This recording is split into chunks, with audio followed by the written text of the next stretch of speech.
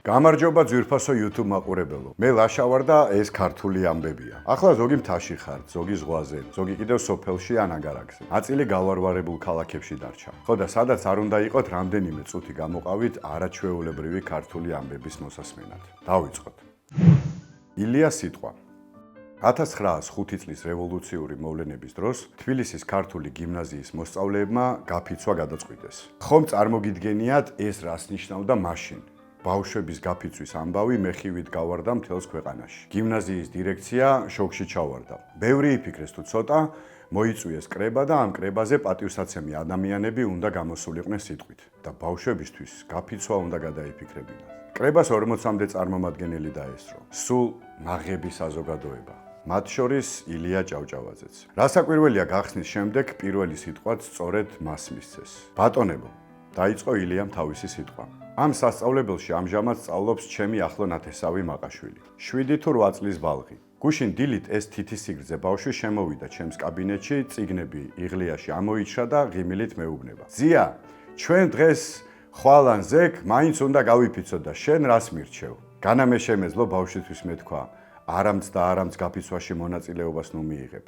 ამხანაგებს ამხანაგობას ნუ გაუწევ მეთქი. ყოვლად შეუწყნარებლად მიმაჩნია ის აზრი, ბავშვს მასწავლებელმა მოახვიოს თავისი შეხედულება. მე ასე ვფიქრობ, ასე ვსჯელობ და შენც ასე იფიქრე და შენც ასე იმსჯელეო.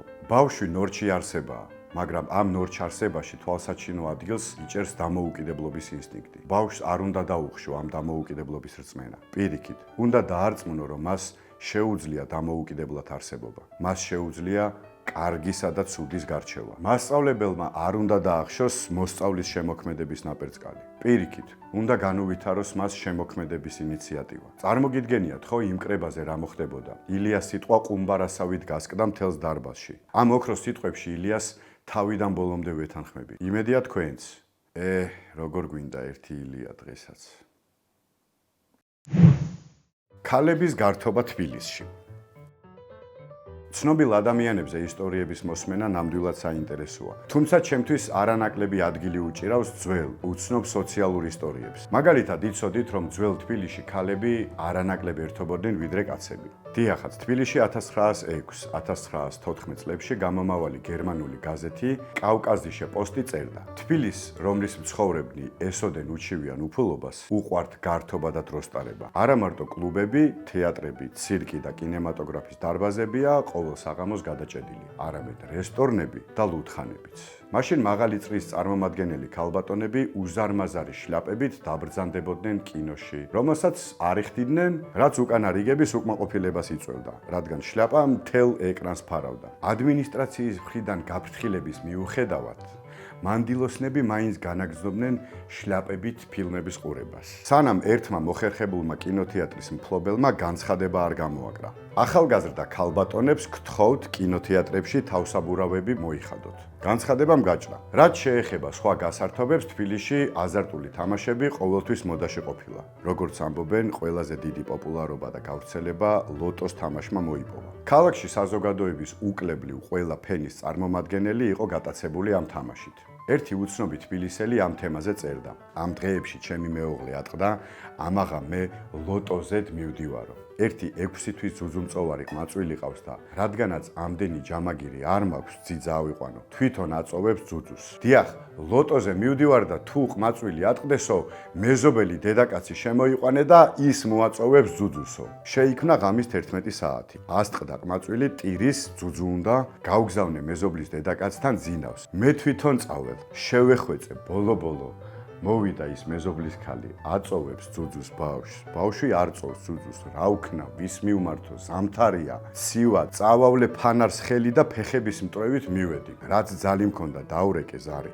მოდის ერთი ბიჭი არ მიშობს სახში. ბრძანება მაქვს, კაცი არავინ უნდა შეუშვაო. მარტო ქალები არიან და თამაშობენო. თქვენმა ქალბატონმა მიბრძანა ქალების კრებაში კაც რა უნდაო. აი ესე გამოაბუნძულა კაცი აზარტულმა ცოლმა ქალების შეკრებიდან. ბოლო-ბოლო მოაწოვეს თუ არა იმ საცოდავ ბავშვს ძუძუ, ამის შესახებ ვერსად ამოვიკითხე და იმედია ყველაფერი კარგად დამთავრდა. სუფლიორი.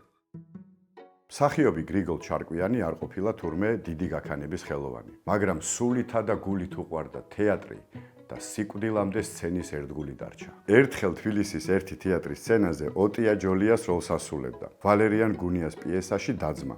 იმის გარდა რომ მსახიობობაში მოიკოჭლებდა, ტექსტსაც ცუდად იმახსოვრებდა ხოლმე. ამიტომ მთლიანად სუფლιორზე იყო დამოკიდებული. დაიწყო სპექტაკლი. გამოვიდა ჩარკვიანი სცენაზე. სუფლიორმა უკარნახა და მანაც გაიმეორა. შემდეგ სუფლიორმა უთხრა: ოტია გაივლის, გამოივლის და დაჯდება.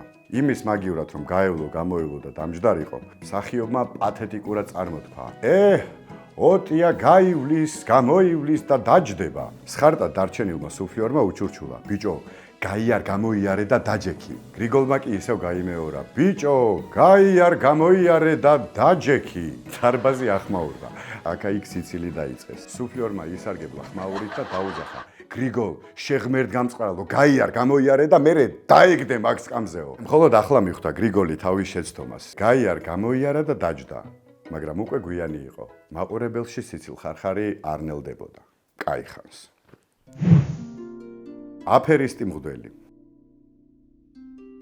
ეს უცნაური ამბავი, რა თქმა უნდა, უცხოელმა მოგზაურმა შემოგვინახა. თუ რამე არ მოგეწონებათ, კომენტარებში არქანჯელო ლამბერტი დათაგეთ და ის გალანძღეთ, მე არაფერ შუაში არ ვარ, ძალიან გთხოვთ. რომ არ გეგონოთ, რომ რამეს ვამატებდე, ყველაფერს სიტყვა-სიტყვით მოგიყვებით. არქანჯელო წერდა: თითქმის მთელ დასავლეთ საქართველოში, როდესაც ვინმეს ვაჟი დაებადებოდა, მშობლები მაშინვე მღვდელს დაიბარებდნენ და სთხოვდნენ: ნახე შენს წიგნში კარგად და გამიგე რა უნდა ქნას ჩემმა შვილმა, რომ მრთელად იყოსო, ანუ ჯანმრთელად. მღვდელი მძიმედ დაჯდებოდა და რამდენჯერმე გადაფურცლავდა თავის წიგნს, რომელსაც ყოველთვის თან ატარებდა. მერე დაფიქრდებოდა, დახურავდა ამ წიგნს, რათა საძნელოდ გახადოს საქმე და ბოლო შედეგს გამოაცხადებს. რას უნდა ერიდოს ბავშვი მთელი სიცოცხლის განმავლობაში? თუ არ უნდა რომ თავი გაიფუჭოს. მაგალითად, იგი იტყვის: არასოდეს ჭამოს კვერცხიო, ზოგს ეტყვის: არ სჭამოს იმ პირუტყვის ხორცი, რომელსაც გატყავება უნდაო, მაგალითად, ძროხის, ხარის, ხბოს, ცხვრის, კურდღლის და ასე შემდეგ. ზოგიერთს კი საერთოდ საწინააღმდეგოს ეტყვის: მხოლოდ ამ პირუტყვის ხორცი ჭამოსო და ერიდოს იმ ხორცს, რომელსაც კანიანა ჭამენო, მაგალითად, გოჭის და ქათმის. ზოგს კიდე აუკრძალავს სხვადასხვა საჭმელს, რაც შემთხვევით მოაგონდება. მერე ისინი, რომლებისთვისაც მღვდელს რაიმე საჭმელი აუკრძალავს, ისე მტკიცედ ასრულებდნენ მის ბრძანებას, რომ აი რაც გინდა იმ სასჯელს აიტანდნენ და აკრძალულ საჭმელს არ შეჭამდნენ. საწყალი ხალხი რა. ზოგი რას არ ჭამდა მთელი ცხოვრება და ზოგი რას. იმის მიხედვით თუ რა ხასიათზე იყო მღვდელი თვითონ როცა დაიბადა. ლუდის სმის რეკორდი. დღეისთვის ბონუსად ერთ პატარა ამბავს გეტყვით და თან სპონსორებსაც მივმართავ. ლუდის სმის რეკორდი 1968 წელს დაუმყარებია ამერიკელ ძალოსანს პოლ ანდერსონს. მას 1 საათში 8 ლიტრი ლუდი დაულევია. ეს რეკორდი 6 წელი ხელუხლებელი იყო. სანამ 1974 წელს მიუნხენში ჩატარებულ ლუდის სმის მსოფლიო ჩემპიონატს ქართველი კაცი დემურ დანელია არესტუმრა. დემურ დანელია ტექნიკური უნივერსიტეტის ტექნიკური მეცნიერებათა დოქტორი გახდათ. თუმცა ლუდის სიყვარული ხომ ყველას აერთიანებს. დემურ დანელია არათუ მსოფლიო ჩემპიონი, ახალი რეკორდის ავტორიც გახდა. აი თქვენი აზრით რამდენი ლუდი დალია დემურ დანელიამ 28 წუთში? ანუ არასრულ 9 საათში. რამდენი და 26 კათხა. ჯამში 13 ლიტრი ლუდი. საქმე ისაა, რომ მეტსაც დალევდა. უბრალოდ აღარ დაუსხეს, რადგან მისი მეტოქეები დემურთან ახლოსაც არ იყვნენ. ლუდის მწარმოებლებო, გახდით ჩვენი არხის სპონსორი. სპეციალურად თქვენთვის ჩვენს შესაბამის ამბებს ამოვქეკავთ. ეს რა თქმა უნდა ნებისმიერ სხვა კომპანიასაც ეხება. დღეისთვის სულ ეს იყო. გამოიწერეთ არხი და დაალაიქეთ ვიდეო, ამით ძალიან დაგვეხმარებით. მადლობა ყურადღებისთვის და დროებით.